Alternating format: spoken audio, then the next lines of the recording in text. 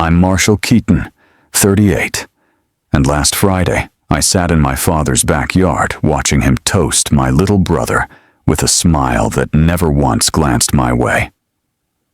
When it comes to inheritance, he said into the mic, you give it to the one who carried you forward, not the one you've had to carry. They all laughed.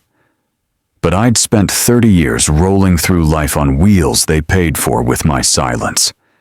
And I bet they never expected the quiet one to keep the receipts. If this hits home, tell me where you're listening from. I know I'm not the only one who's ever been left off the list. They say silence is peaceful. But for me, silence always came with the faint squeak of rubber on linoleum, my wheelchair rolling slow and steady down the corridor of the rehab center. It's a sound no one notices anymore, except me. Because every time it echoes down this hallway, it brings something with it. Not calm, not stillness, just memory. I'd been living here for about 6 months by then. Long enough for the vending machine to ignore me, but not long enough to stop wondering if I still counted as part of the outside world. The walls were painted in muted creams and soft grays, comfortable but indifferent, kind of like the people here. And maybe, in a way, like me too. That day, the rain had started early. It wasn't the dramatic kind. No thunder, no lightning, just a soft, steady drizzle, the kind that feels like it's been falling since before you woke up. The windows along the hallway were fogged at the edges, and the smell of disinfectant mixed with overcooked broccoli from the cafeteria downstairs. I wheeled slowly toward the front desk, not for anything urgent, mostly out of habit. Nina Castillo was there, same as always. 50-something, curly hair pulled into a loose bun, half-moon glasses always sliding down her nose. She was one of the few people here who didn't look through me. She had a way of pausing, just slightly, before she spoke to you, like she wanted to make sure you were being seen before she said your name. "Morning, Marshall," she said, smiling softly. "Rain's back." I nodded. It never really left. She tilted her head and tapped a manila envelope sitting off to the side. "This came for you." I frowned. "From who?" She shrugged. "No name. No return address. Just said, Marshall Keaton, room 112. I hesitated before taking it. It wasn't heavy. Just a single sheet of paper inside. But my fingers tingled when I touched it, like they already knew something my brain hadn't caught up to yet. Back in my room, I sat by the window. The radiator hummed behind me, old and reliable. Outside, a robin tried to shake water off its wings, perched awkwardly on the sill. I opened the envelope slowly. It wasn't typed. It wasn't handwritten either. Not really. More like block letters. Short. No greeting. No farewell. Just this. You weren't sick. They sold you. You were subject K09. My child, too. Find Medfar. I read it once. Then again. I don't know why I read it a third time, but I did. Maybe because part of me had always been waiting for something like this. A crack in the surface. A confirmation. A truth you already suspect, but never dare to say aloud. My hands shook, but not from fear. It was something older than fear. Recognition. You see, no one ever told me why I stopped walking. When I was 9, they said it was a condition. Something rare. Something no one understood. Doctors gave long names that sounded like guesses. My mother told me not to worry. My father told me to stop asking. They bought a chair, and life just shifted. We moved houses a few months later. My parents started dressing better. My little brother was born, and I was given a quiet room at the end of a hall where the walls were too white and the silence too loud. Back then, I had questions. Now? Now I had a sentence. They sold you. The robin outside took flight. Its wings barely cleared the railing. I stayed still, my breath shallow, like I was afraid it might wake something. And then, out loud, barely a whisper, I said it. I always knew. I didn't know how. I didn't have names or proof. But deep down, I'd carried that line in my gut for nearly 30 years, like a thread pulled tight, waiting for someone to tug the end. I looked out the window again. The fog on the glass had started to clear in the center, just enough to see the parking lot below. An old man in a denim jacket sat under the awning in his own chair, looking out at nothing. I didn't know his name, but I'd seen him every morning. We never spoke. But somehow, in that moment, I felt like he already understood. The paper in my hand felt heavier now, as if it had weight beyond the ink. I didn't know who sent it, or why now. But I knew what it meant. It meant I couldn't sit still anymore. It meant I couldn't pretend this place, this hallway, this squeaking echo, was where my story ended. I whispered it again, this time to the glass. It's time to go back, to where they stopped calling me their son. Before they called me a burden, I was just a boy with scraped knees and big dreams, usually from the top of a tire pile behind Mr. Harlan's auto shop. It wasn't much of a playground, but when you're 9, a stack of rubber and rusted metal can be a whole universe, and I had a spaceship crew of exactly one, Denny Sharp. Denny had hair like a warning flare, red and wild, and a head full of science fiction. He'd read old paperbacks with torn covers and tell me stories as if he'd lived them. "You and me, Marsh," he'd say. "We're getting out of here one day, straight to Alpha Centauri." I believed him, because believing in anything else back then felt like giving up. River Bottom wasn't the kind of place where people asked how your day was. The air always smelled like engine oil and burnt toast. The houses were tired, like the people inside. Our front steps creaked like they needed permission to hold weight. And dinner was usually peanut butter on white bread, if we had bread. My mom, Joyce, worked late shifts at a diner 2 bus stops away. She had hands that shook a little and eyes that didn't meet yours unless they had to. My dad, Harvey, worked at the body shop when he could. Most nights, he came home with grease on his fingers and beer on his breath. We didn't have much, but we had routine, and in some strange way, that was enough, until it wasn't. One chilly morning, not cold enough for snow, just enough to bite, I was packing my school bag when Mom called me into the kitchen. She had that voice, the one that tried to sound casual but carried something under it, like a crack in painted wood. "You're not going to school today," she said, not looking up from the counter. "Why?" I asked, backpack halfway on. "I'm not sick." "It's just a checkup," she replied. "A special kind. One for healthy kids."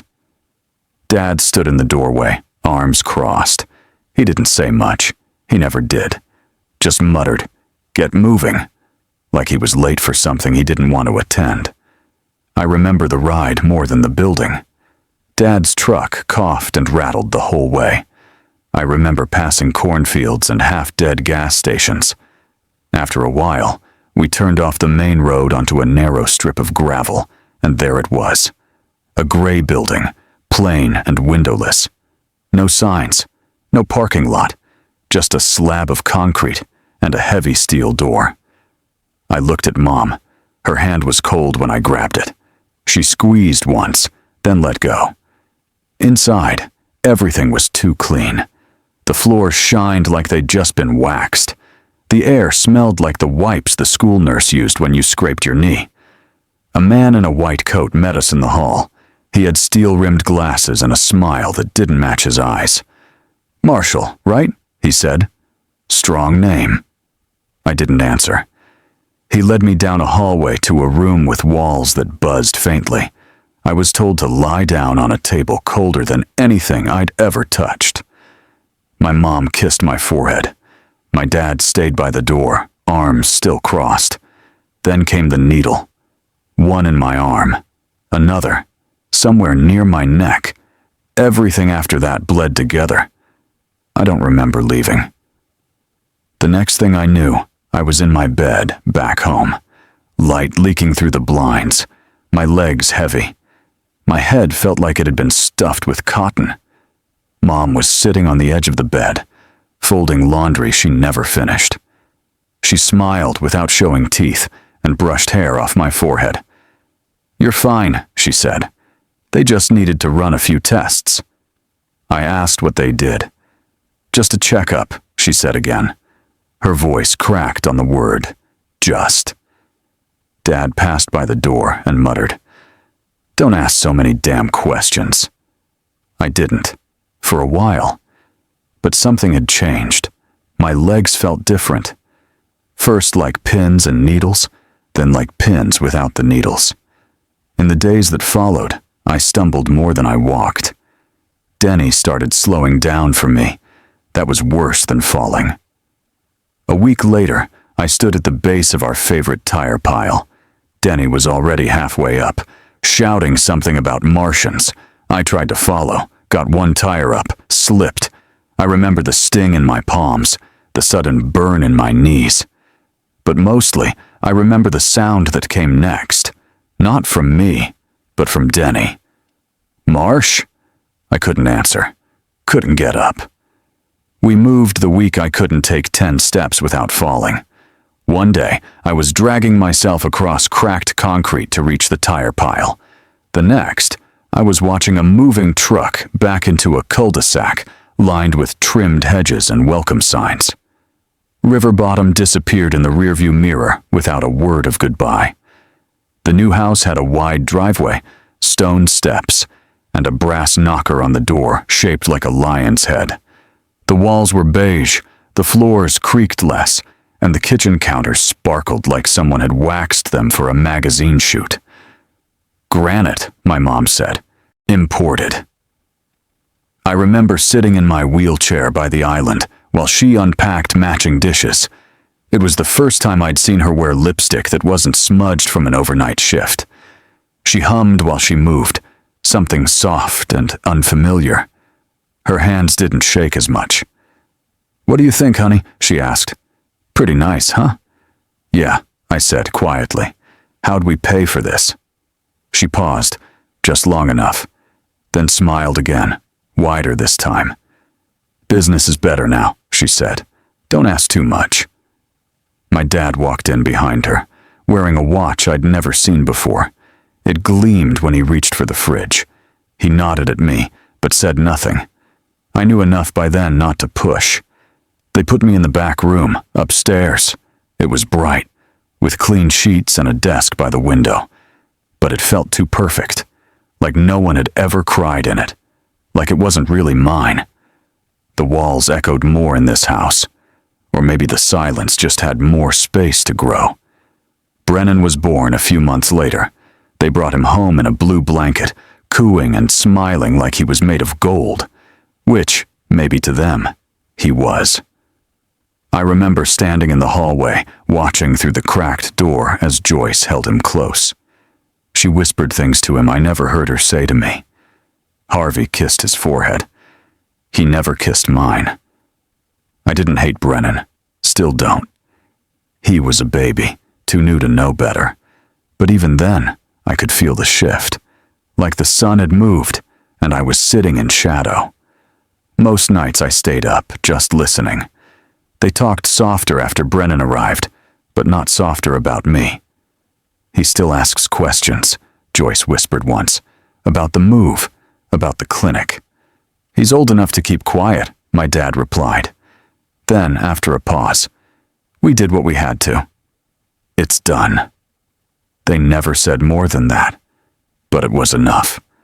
In the study there was a drawer my dad always locked. I noticed it one afternoon when I wheeled past and caught the glint of a label through the glass. I remember the words because they didn't make sense at first.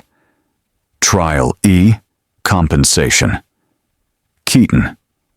I stared at it longer than I meant to. That night at dinner, I asked again. I didn't plan to. The words just slipped out. "How come we never talk about River Bottom anymore?" Silence. My mom passed the green beans without looking up. Or that doctor, I added. The one with the glasses. My dad's fork clinked against his plate. Then Joyce looked up. Her eyes were soft, like they were coated in something fake. "Marshall," she said, "you'll need to stop asking things that upset the family." That was it. No anger. No warning. Just a gentle, final line. After dinner, I went to my room and sat by the window. The full moon was bright that night, clear and round. A few houses down, someone's TV was flashing blue light through their curtains. The neighborhood was quiet, safe, expensive. But I didn't feel any of those things. I looked at my reflection in the glass, thin, pale, sitting in a chair with wheels I never asked for, and whispered it before I could stop myself. I think I was sold. No one remembers the napkins, not the paper ones with the little gold trim, not the way they fluttered off plates in the wind like confetti, not the ones folded into triangles and tucked beside each plate of ribs and potato salad. But I do.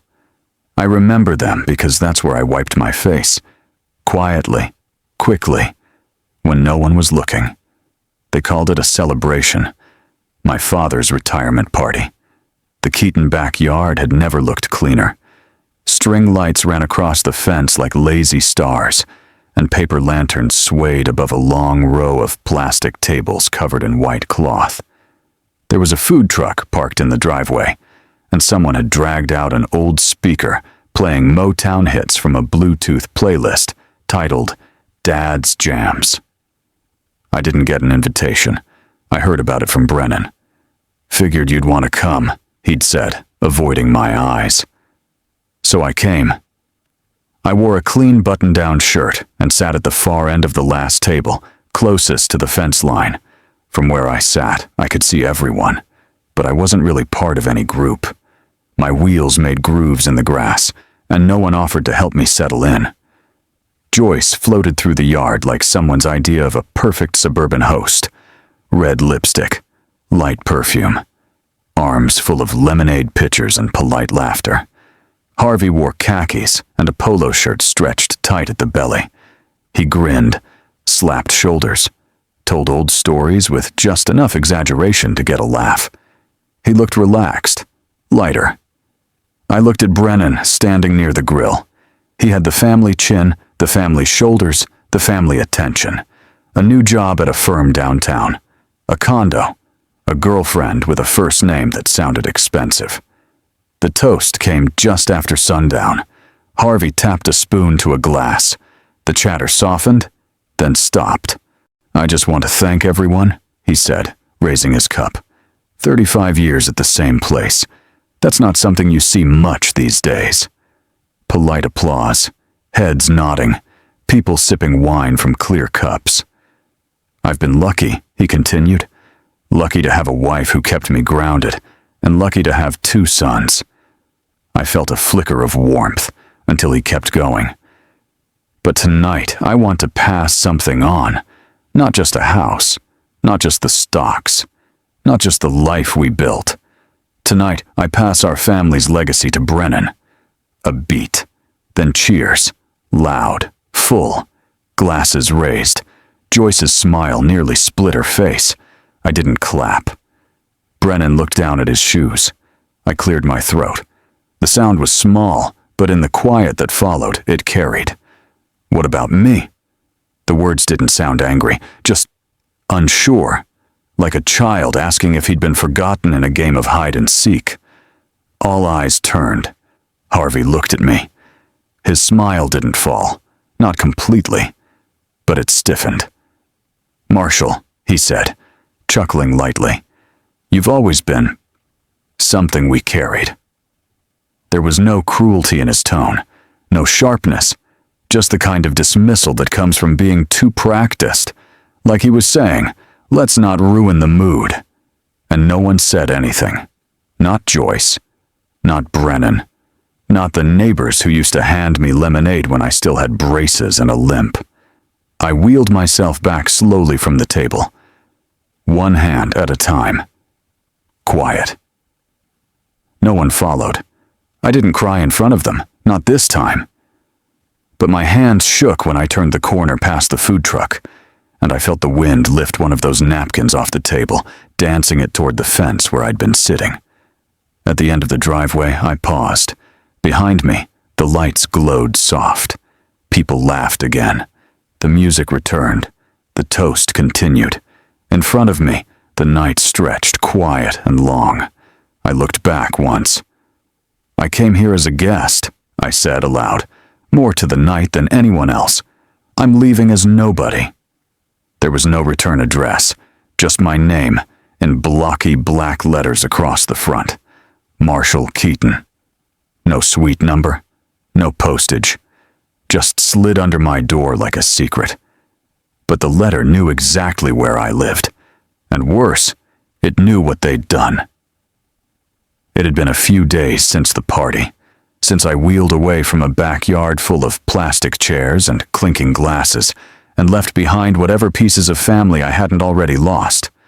I hadn't spoken to anyone since, not even Nina, though she lingered outside my room more than usual. That night, the TV in the common room was humming something forgettable, an old sitcom rerun with laughter that came too fast. I didn't go in. I just sat by the window in my room, listening to the rain touch the glass like someone knocking, softly, without urgency. The envelope was on my lap, unsealed. I opened it slowly, like it might explode. One sheet of paper, no signature, no logo, just 5 lines, typed on an old typewriter or a machine meant to look like one. "You weren't sick. They sold you. My child, too. Find Medfar. Don't trust them." That was it.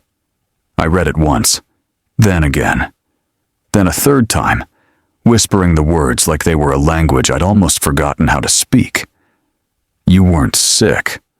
I leaned back in my chair, staring at the ceiling tiles, the flickering light above my bed, the cracks where the paint peeled from too many winters without repair. A long-buried memory began to stir, not a full picture, more like a flash of movement and fog. I remembered the table, cold, the light too bright. I remembered the sound of my mother's shoes leaving the room, and then, nothing. Until home, until weakness, until the chair. I pulled open the nightstand and found an old spiral notebook, half used, half forgotten. It still had a grocery list on the first page. I turned to the back. Trial E, compensation, Keaton. I'd seen that label once in my father's drawer. I wrote it down. Then, gray building. No sign, by the highway. Then, needles. One in arm, one in neck. Then, doctor. Allen. Something with glasses. The pen shook a little in my hand, but I kept writing. Not to solve anything yet, just to remember, just to get it out of me. Medfar. That word sat heavy on the page, heavier than the others. That name wasn't new. It had floated in the background for years, on bills, on paperwork, on that one green envelope my mother shoved in a drawer when she thought I wasn't watching. And suddenly, I could hear my father's voice again. Not loud, just low. "Don't ask where the money comes from." That was when it clicked. The money, the move, the new furniture, the drawer, the chair. Me. I stared at the paper, at the name Medfar, until the word looked wrong. Then I flipped the note over. There, scrawled in handwriting that didn't match the front, was a phone number. 10 digits, uneven and slightly smudged. I looked at the landline on the dresser. I don't know what made me do it. Maybe it was the storm outside. Maybe it was the fact that no one in this place had ever called me anything other than Mr. Keaton. Or maybe it was the way that letter had whispered, "My child, too." I dialed. 3 rings. A pause. Then a woman's voice. Not young. Not old. Strained. Like someone who'd run out of sleep years ago. "Hello." I didn't speak. She waited. Then, softly, "I hoped you'd never find me." We didn't light candles that night. We lit memories, and they burned just the same. The church was on the edge of Cleveland, in a neighborhood where the sidewalks had buckled from time and the paint on the fences had long surrendered. It sat between a boarded-up library and a convenience store that only sold warm soda and expired chips. The kind of place that had been forgotten, just like us. Inside, the air was still. The wooden pews were dusty, some missing slats. The hymnals were scattered, pages torn, spines broken. Someone had plugged in a small space heater near the altar, but it barely made a dent in the cold. I wheeled myself to the back, careful not to let my tires squeak on the floor too loud. I wasn't sure what I was walking into, or wheeling into, but the voice on the other end of the phone had been firm. "Come to the church. Don't be late." There were only 3 others. Clara Shields stood near the pulpit, hands folded tightly in front of her. She wore a dark coat, one that looked too thin for the season, and her eyes carried something brittle beneath the surface. Grief wrapped in composure. Jaden, her son, sat beside her in a foldable wheelchair. A plastic tube snaked out from under his coat, connecting to a small portable ventilator that clicked and hissed with every breath. His eyes were alert. Sharp, like he'd grown up too fast and was already tired of waiting. David was older than me, late 40s, maybe early 50s, with a face that looked like it had been chiseled by disappointment. He leaned against the side of the pew, holding a manila folder that had been opened and closed too many times. Clara spoke first. "I know why you're here," she said. "Because someone told you the same lie they told us." I nodded once. "They called it a checkup." She let out a breath that was almost a laugh. "They always do." She reached into her coat and pulled out a photo. A boy, maybe 11, smiling with a missing front tooth and a basketball in hand. "That was Jaden," she said. "Before. They said it was a routine screening for a new community health program.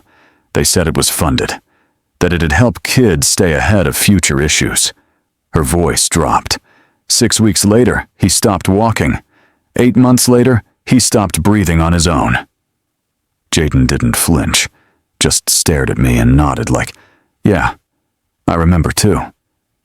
David stepped forward next. He placed his folder on the pew and opened it slowly, like it hurt to even look. "My brother, Marcus," he said. "He didn't make it out. He went in for that same test, same promise, had a seizure 3 days later, died before they even returned our call." He pulled out the death certificate. There it was, plain as day. Cause, complications from experimental neurological intervention. I didn't even know what that meant until I started digging. My hands clenched the arms of my chair. "What name did they give you?" I asked. "Dr. Reeve," Clara said quietly. "Glasses. Looked like he was always about to smile." I nodded. "That's him." I didn't realize I was holding my breath until I let it out, slow and shaky. "They called me K09, I said. "They didn't even give me a name, just a number." Clara looked at me, something shifting in her eyes. "You were the first?" I swallowed hard. "I think so." For a long moment, no one spoke. The only sound was the steady hiss of Jaden's ventilator, ticking off seconds like a quiet metronome of pain. "We need to stop this," David said finally. "This can't keep going." I looked down at the letter in my lap, the one that brought me here, the one that opened the door.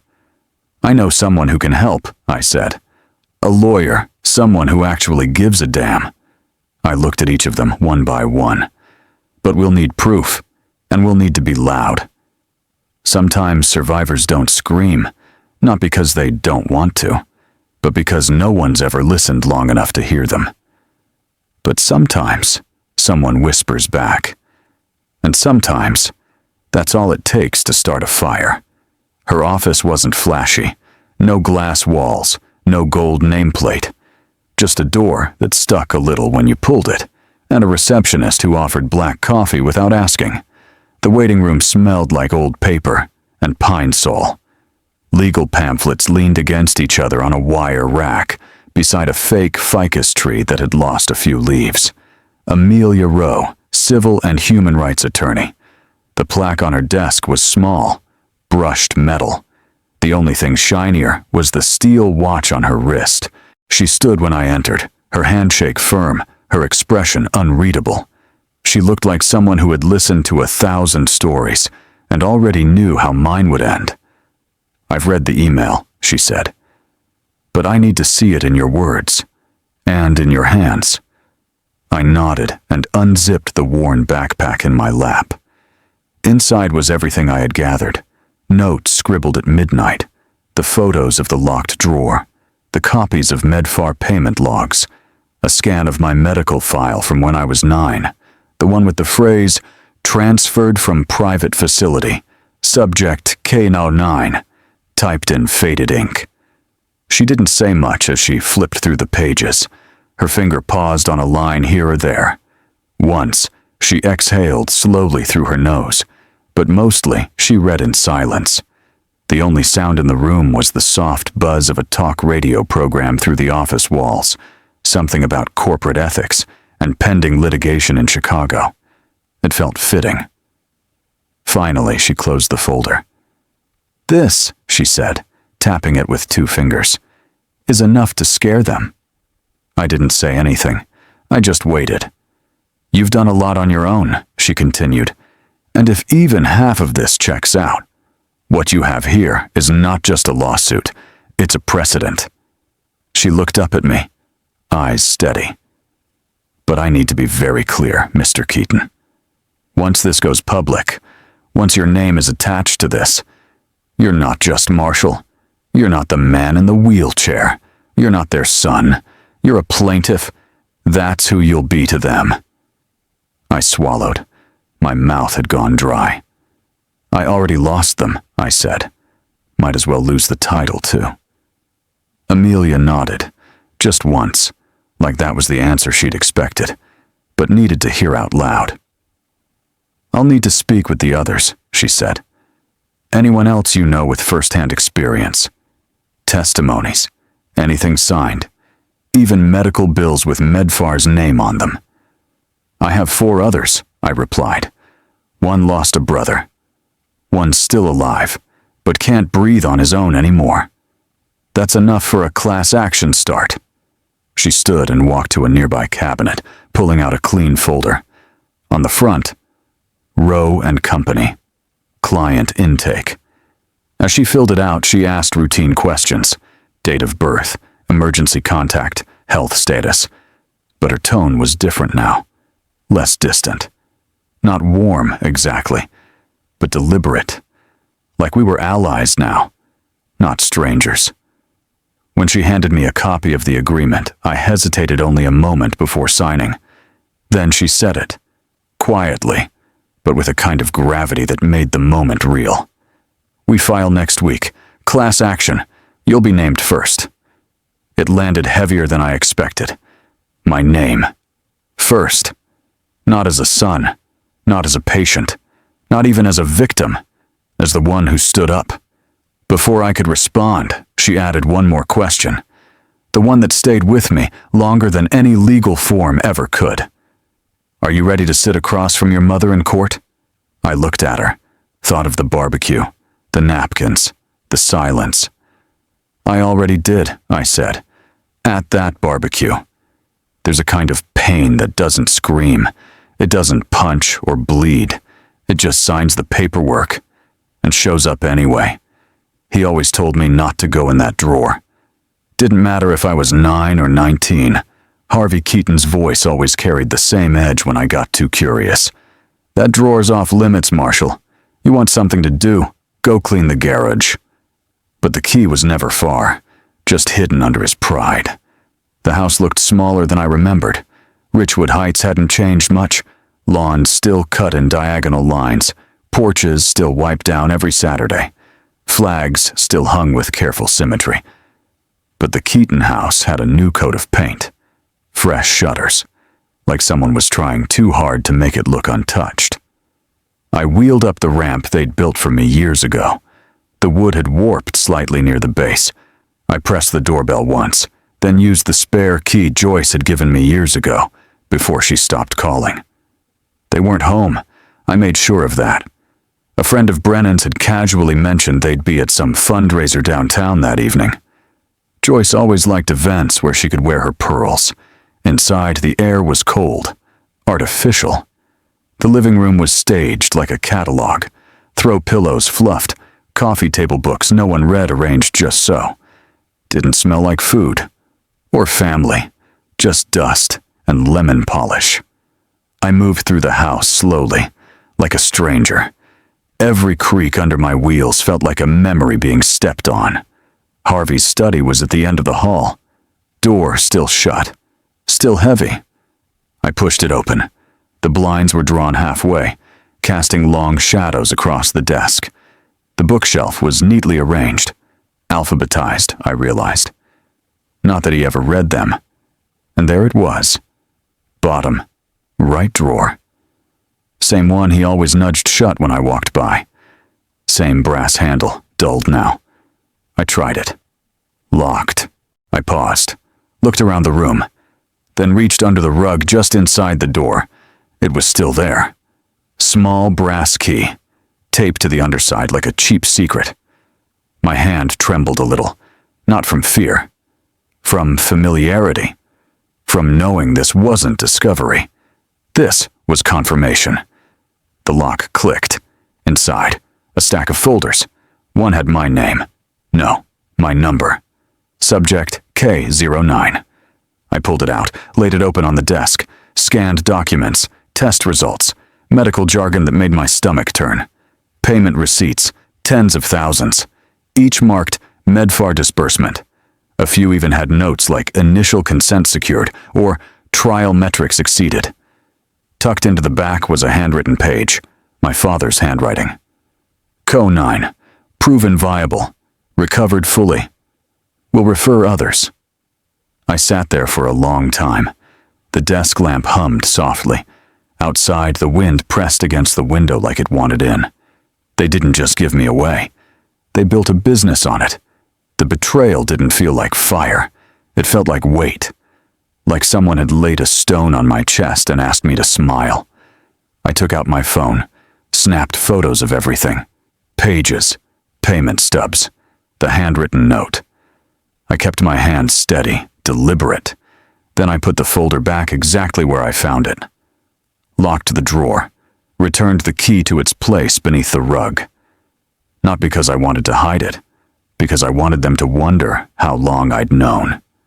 I wheeled back to the front door, took one last look at the hallway where I once crawled as a child, dragging toy dinosaurs across the hardwood floor. I had knocked on that door once, years ago, after my first fall.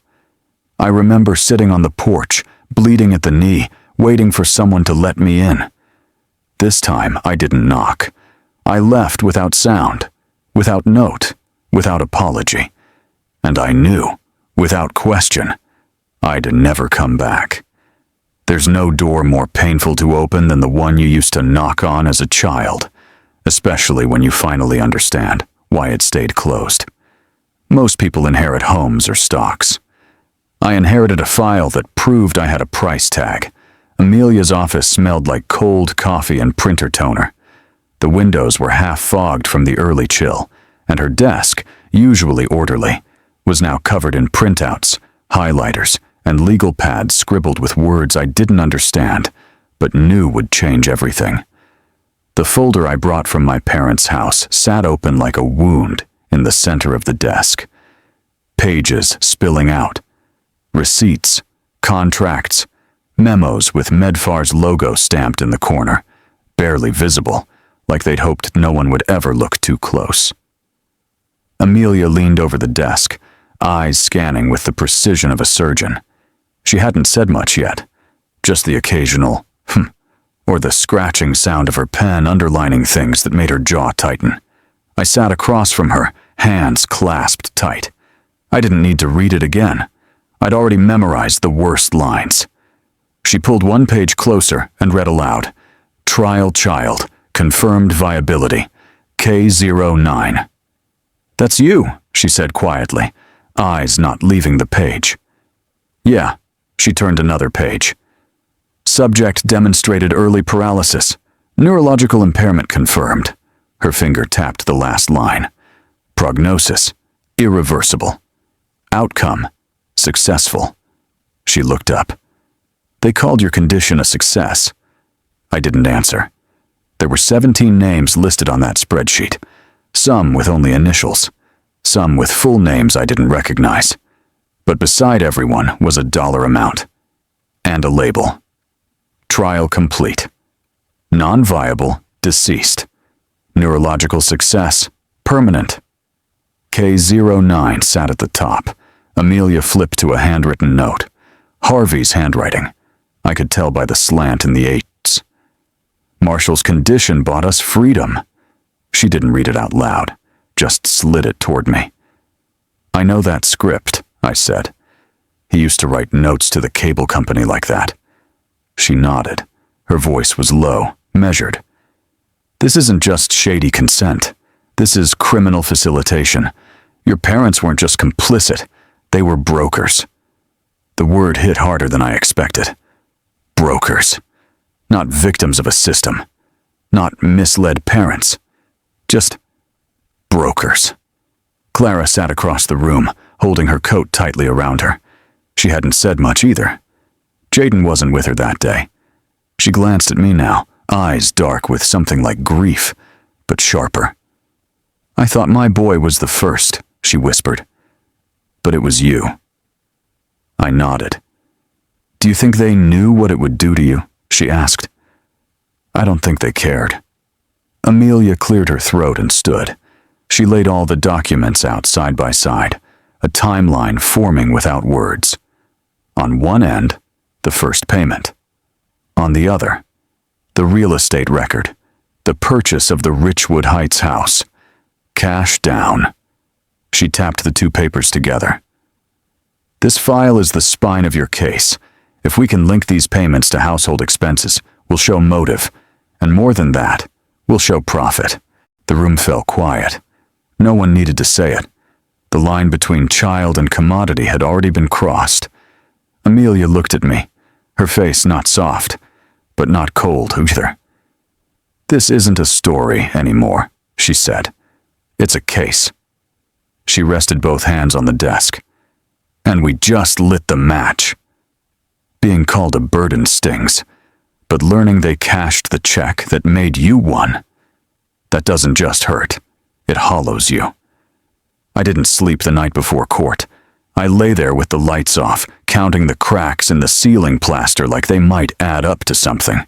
An explanation, a blueprint, a map back to who I used to be. Instead, my mind kept rewriting my childhood in loops, editing old scenes with new understanding until they hurt to hold. It wasn't just fear that kept me awake, it was clarity. And clarity, I've learned, is heavier than doubt. The morning came slowly. Faint light filtered through the blinds. Outside, everything looked frozen. Not snow, just still. As if the whole city knew what day it was and decided to hush for it. The radiator hissed in the corner, but the heat didn't reach where I was sitting. By the window, in the same chair I'd taken breakfast in for the past few months. This time, I wasn't hungry. There was a knock at the door. Nina stepped in, holding something under her arm. I figured you might want this, she said, handing me a small manila envelope. Inside was a photo, a community archive printout. Me, age 9, standing beside a science fair project, made of tin foil and cardboard. Smiling. Still upright. Still unaware. I stared at it for a long time.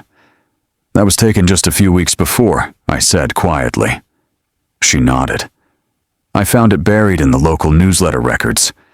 You were the only one with a space shuttle model.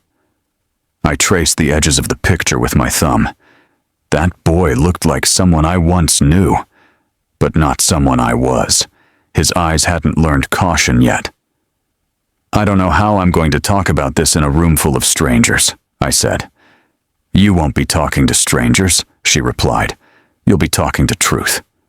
She left me with that. I sat back down and pulled out a stack of index cards. I'd been jotting down key phrases over the past week, like a student cramming for an exam no one should ever have to take. Trial K09. Neurological success equals permanent loss. Payment receipts, $42,000. Sold. Not sick. I wasn't broken. I was used. I repeated the last one out loud. I wasn't broken. I was used. Again, slower. Then again. It sounded good.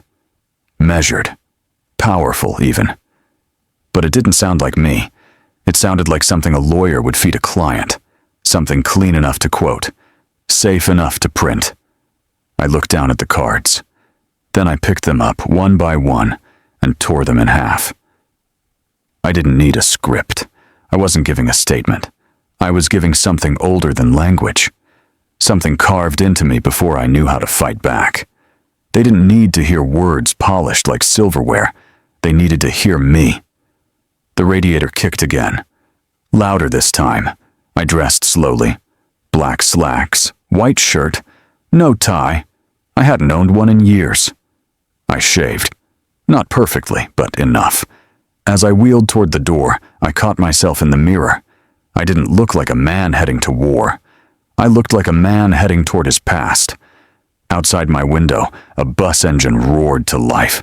The liftgate clanked, and I knew it was here for me. The ride to court would only take 20 minutes. But the road back to that 9-year-old boy? That would take longer? You don't walk into a courtroom for revenge. You walk in so no one else ever has to sit in your chair and wonder why no one stopped it. You walk in because someone has to. No one looked me in the eye, except my mother. And even then, only once. The courtroom didn't feel like justice. It felt like waiting in line for something you didn't want but couldn't avoid. The air was stiff, polished wood everywhere, long benches, a federal seal above the judge's chair, carved so perfectly it almost looked fake.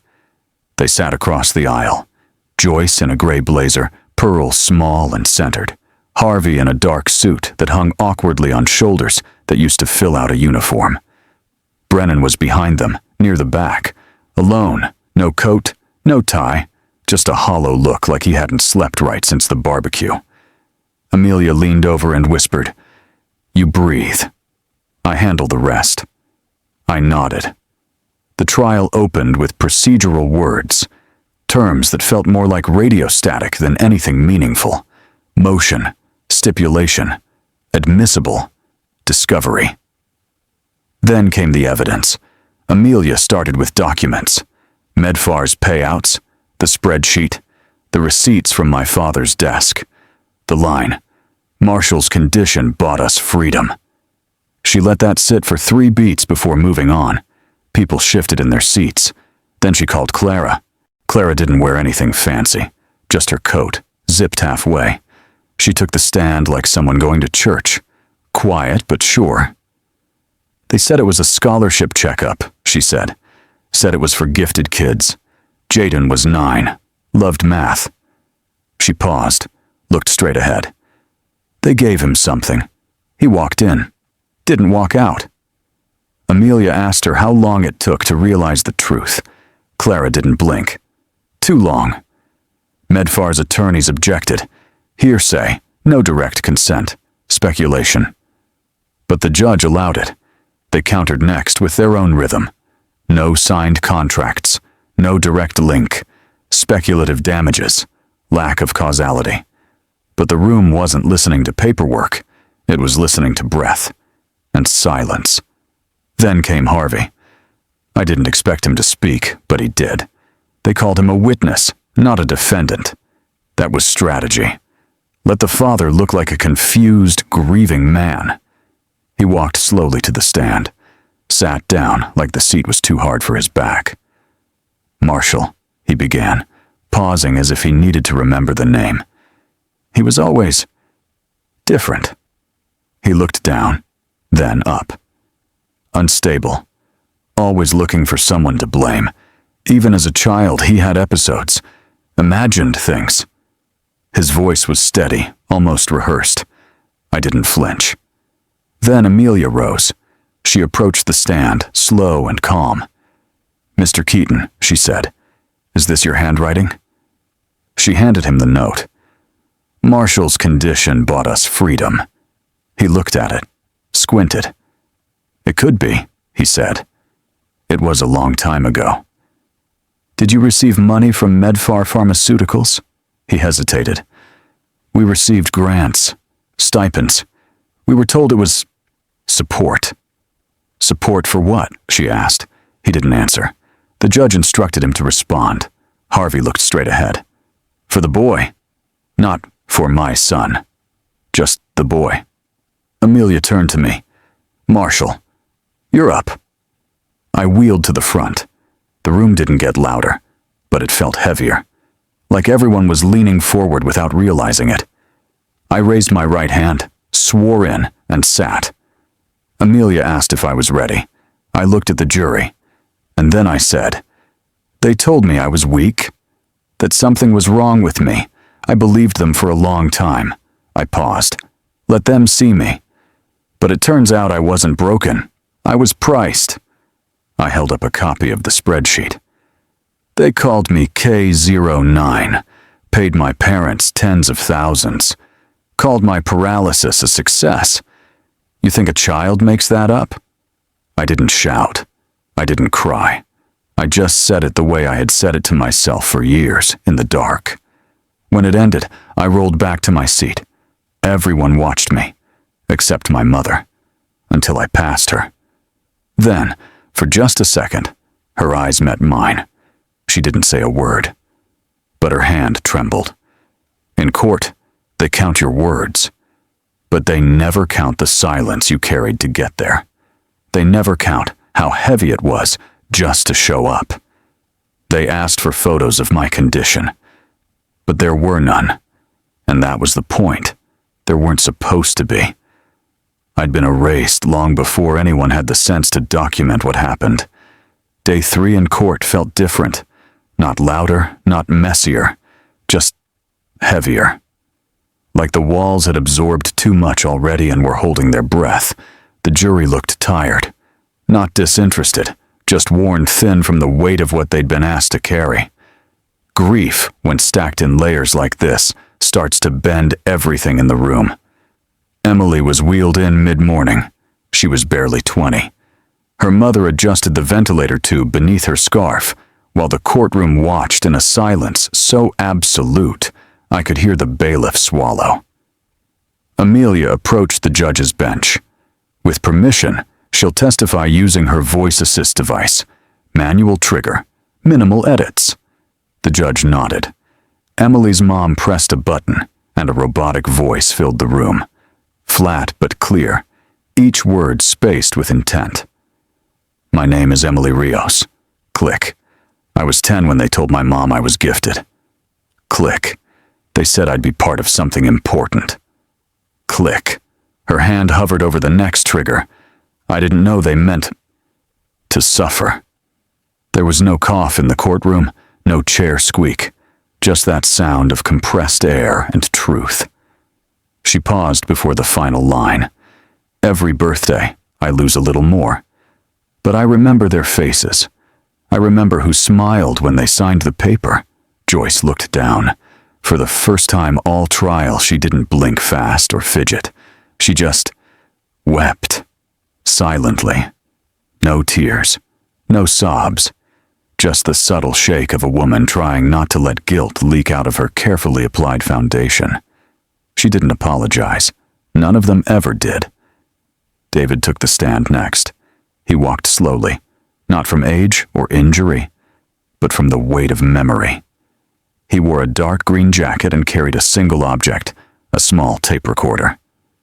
"Before I speak," he said, voice gravelly but firm, "I want the jury to hear something."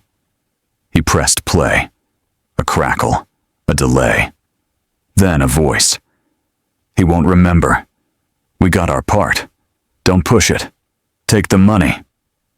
The room froze. It was Harvey. On the line. Voice calm, like he was discussing a routine oil change. David looked at the jury. That call was recorded by accident. My mother had a landline system that saved voicemails. I didn't know it existed until after she passed. He placed the recorder gently on the witness stand. My brother died 3 days after his appointment. No diagnosis, just a suggestion to monitor at home. We buried him in a shirt he wore to school that day. I glanced at Brennan. He was still seated in the gallery, head low, hand clutched at the back of his neck, like he wanted to disappear into his collar. He hadn't said a word, not since the beginning, but now his legs bounced under the bench like he couldn't keep still. The jury didn't look at him. They looked at me. Like I was a bookmark they didn't know they needed to return to. I didn't speak. I didn't need to. That day wasn't mine. It was theirs. And somehow, in the layering of their pain, mine felt shared, not lighter, just less alone. As court adjourned, the judge tapped the gavel once. "Closing arguments begin tomorrow," he said. The bailiff opened the door. People stood slowly, as if afraid their limbs might betray the dignity they'd just witnessed. On my way out, I passed Joyce. She didn't meet my eyes, but I noticed her hand gripping her necklace so tightly, the pearls left indentations in her skin. We don't fight for justice because it fixes the past. We fight because silence, once it spreads, takes root in the places where children should feel safe. We fight because if we don't, no one else will. They called it Justice Day. I just called it Friday. The courtroom was packed, more than usual. Local press leaned forward with open notebooks. A few cameras were allowed this time. No flash, just the silent blinking of red lights above tripods. You could feel the electricity in the room, even if no one said a word about it. I sat in the front row beside Amelia. She had her pen in hand, not to write anything new, but just to hold. It was a lawyer's version of prayer beads. To my right was Clara. Behind me, David. Emily's chair was empty, but her voice still hung in the corners of that room, like incense after service. Joyce and Harvey sat across the aisle, just behind their attorneys. Neither wore the colors they used to wear at cookouts or barbecues. They were grayscale now.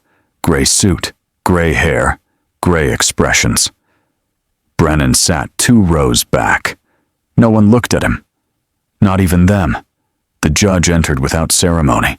Black robe, deep lines in his face, like someone who had read too many tragedies on too many paper files. He adjusted his glasses, cleared his throat. Verdict has been reached. No gasp, no dramatic pause. Just that. The jury foreperson stood, her voice steady. In the matter of Marshall Keaton et al. Versus Joyce and Harvey Keaton, we find the defendants guilty on all charges. My breath didn't catch. It released. Sentencing recommendation, 40 years. Immediate remand into federal custody. Joyce flinched. Harvey didn't move. In the matter of Marshall Keaton et al. Versus Medfar Pharmaceuticals, we find for the plaintiffs, she continued. Monetary damages awarded, $62 million. Survivors Voice Foundation to receive direct allocation from Medfar asset seizure. There was a quiet stir in the room. Chairs shifted. Someone sniffled. I looked at Amelia. She nodded once, eyes firm but soft. Then Brennan stood. His mouth opened like he was about to say something. Maybe to me, maybe to the judge. Maybe to no one in particular. But Joyce reached back without turning and placed a hand on his arm. He sat back down. They stood when instructed. A bailiff approached, cuffs ready. Harvey didn't look at me. Not once. Joyce did. Just before the officer touched her shoulder, she turned her head. Eyes full, but face still trying to hold shape. She mouthed it, no sound, just air and regret. "I'm sorry. I didn't nod. Didn't flinch. I stared back, and I said nothing, because it was too late. Too late for explanations. Too late for tearful absolutions. Too late for boys who learned to keep quiet so the adults could stay comfortable. The gavel came down. Once. Court adjourned.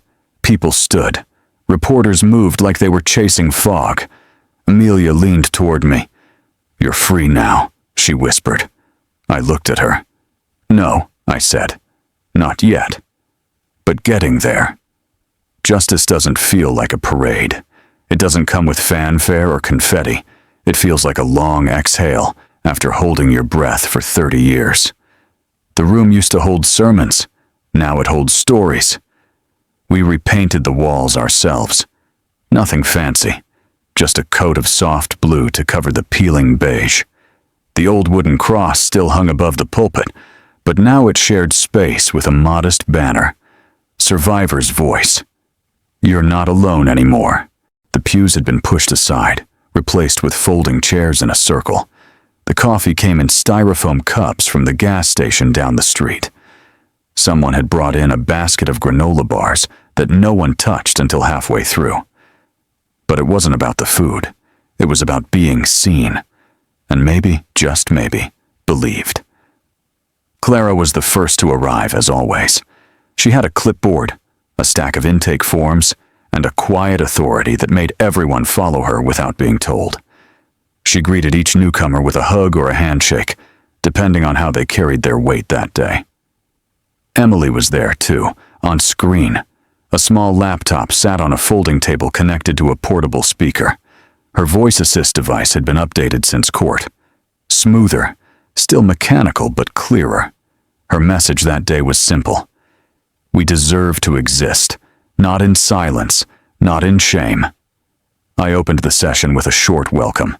I never liked public speaking, but this wasn't that. This was just me telling the truth again. We started this because we know what it feels like to be erased, I said. To be labeled instead of named. Today isn't about reliving the worst parts. It's about reclaiming what comes next.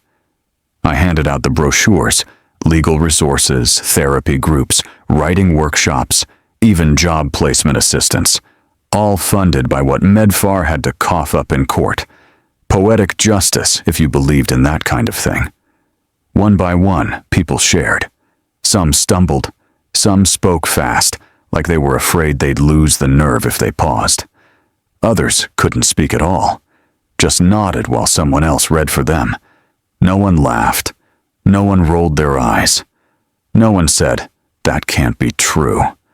For once, truth didn't need permission to exist in the room. About halfway through, I noticed a kid in the back, hoodie up, sitting sideways in his chair like he didn't want to be counted. Couldn't have been more than 16. He never spoke, never moved, but he stayed. That was enough. After the meeting, as chairs scraped and people hugged goodbye, the kid walked up to me without a word. He didn't make eye contact, just handed me something folded in half, a piece of sketch paper torn at the edge. I opened it. It was a drawing, a wheelchair, broken at the base, but patched with gold. Japanese kintsugi style, the kind where cracks aren't hidden but made beautiful. Below it, he'd written, "This is you." I didn't know his name. Still don't. But I kept that sketch, folded it into my wallet like a map I might need again someday. As the room emptied, I sat alone for a while. Let the quiet settle back into the corners. Let the air breathe again. Then Clara came over and handed me a small white envelope. No return address. Just my name, handwritten in a way I recognized instantly, even before I turned it over. Brennan Keaton. True healing doesn't begin when you forget. It begins the moment you realize you're strong enough to help someone else carry what you once couldn't. Some conversations don't start with words. They start with a long silence and 2 coffee cups growing cold on a Formica table. The diner Brennan picked was the kind you only notice when the neon sign flickers. One of those roadside places that's been passed over by franchises, but still keeps its windows clean and its jukebox working. Faint 70s ballads played in the background, and the rain tapped the windows like it was trying to ask for a seat. I got there first, picked the booth in the corner near the window. The waitress didn't ask what I wanted. She just placed a black coffee in front of me, left the pot, and gave me a soft nod. Maybe she'd seen enough of these meetings. Brothers, fathers, sons, trying to patch something that didn't have a name. Brennan arrived 7 minutes late. Not rushed, just uncertain. He didn't hug me, didn't shake my hand. He slid into the booth across from me and looked down at the cup already waiting for him. "Thanks for coming," he said. I nodded once. No need to waste breath on manners. He looked older, not just in the way his jaw had set harder since the trial, but in the way he moved slower, as if time had finally caught up to him. "I've been writing this letter in my head since the verdict," he said, "but I kept changing the ending." I waited. "I didn't know," he added. "I mean, I knew something. Wasn't right. I just never knew how deep it went."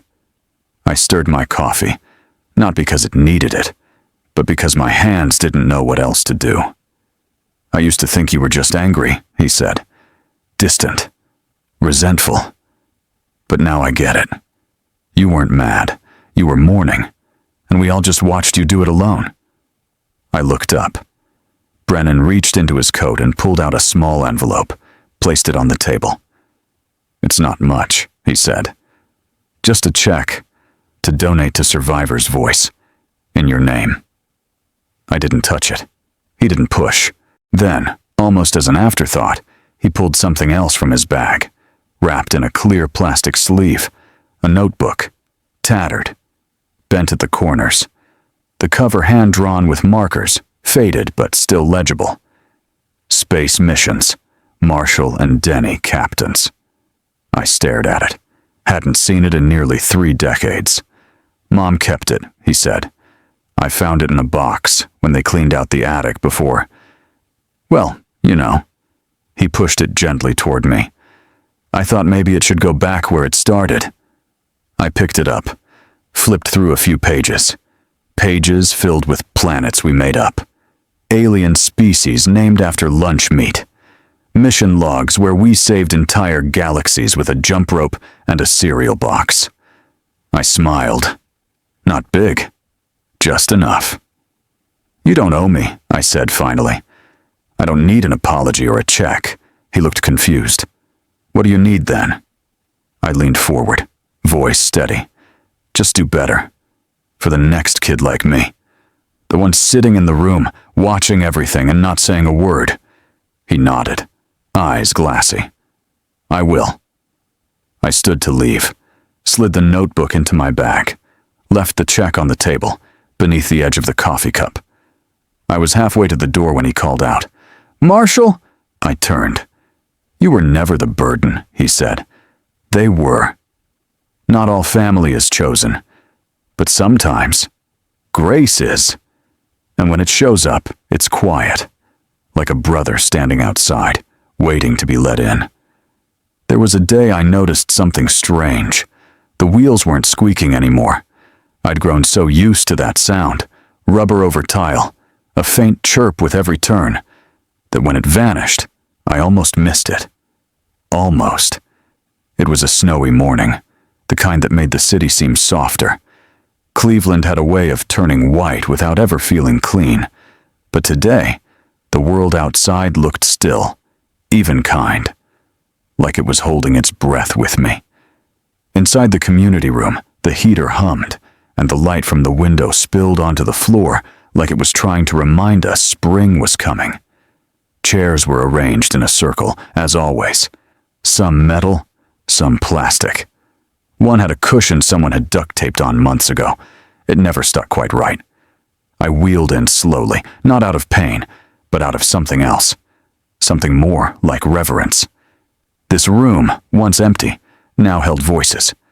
Soft ones, shaky ones. Sometimes angry, often tired, but always real. Nina was already there, unpacking a tray of coffees. She gave me a look that said, "You're early again," But her smile said, "I'm glad you are." New faces dotted the circle. A boy no older than 15. A woman in her 30s with a service dog curled at her feet. A man with burned scars and eyes that stayed low. Each holding something invisible in their lap. Shame, maybe. Or silence. I waited a few minutes before speaking. Let the room settle. "Welcome," I said. "We don't do introductions unless you want to. No one has to say anything. No one has to share. You're allowed to just be here." I paused, looked around. "But I will share. Not the court version. Not the one with documents and dates. The real one." I told them about River Bottom, about the tire piles and the checkup that wasn't, about waking up unable to run and no one asking why. I told them about the granite countertops and the drawer and the spreadsheet that gave me a value. I told them about silence and how long it takes for it to break. When I was done, the room didn't clap. That's not what we do here. A few nodded. One woman wiped under her eyes and smiled without lifting her head. Then a girl, couldn't have been older than 19, raised her hand slowly. She had soft curls and a tremor in her voice. "How do you live with all of it?" she asked. "With what they did?" I looked at her for a long moment, then answered. "You don't carry it," I said. "You share it. That's the point. That's the only way it gets lighter." We moved to the next part. The paper rocks, just a simple thing. Each person writes a word on a slip of paper, folds it, and drops it into a glass bowl shaped like a river stone. You don't read them aloud. You don't name who wrote what. It's not about confession, it's about release. Words dropped that day. Truth, beginning, anger, forgiveness, fire. Mine was simple. Voice. Because for a long time mine had been taken, then hidden, then feared. And now, it was mine again. When the meeting ended, I stayed behind to clean up. Nina brought me one last cup of coffee. No words, just warmth. I wheeled outside a few minutes later, out onto the sidewalk dusted with fresh snow. My tires didn't squeak. They rolled smooth. Above, a bird flew low. Not circling. Just moving forward. And for the first time in years, I didn't feel like I was being watched. I just felt present. Sometimes healing isn't loud. It's not a speech, or a ruling, or even a tear. Sometimes it's just knowing that your story, once buried, is now being told by someone else. And they finally believe you. You know, I used to think healing meant forgetting, that to move forward, you had to stop looking back. But I've learned something different along the way. You don't heal by erasing the past. You heal by rewriting your place in it. We don't get to choose the family we're born into, but we do get to choose what we pass on. And sometimes, the bravest thing you can do is say, "This ends with me." So if you're listening to this and carrying something heavy, shame, silence, even just the question, "Was it just me?" I want you to hear this clearly. It wasn't just you, and it's never too late to reclaim your voice. Here's a thought I leave with you tonight. What they called a burden may one day become someone else's survival guide. So let your story be told. You never know who needs it. If this story made you stop and think, leave a comment with the number 1. Where are you watching from? Drop your state below. I'd love to know who's out there. And if you've ever felt like your voice didn't matter, tell us how you found it. Your words might help someone else. If you enjoy these quiet, true stories about family, justice, and healing, be sure to subscribe. There's more coming. Thanks for sitting with me. I'll see you in the next one.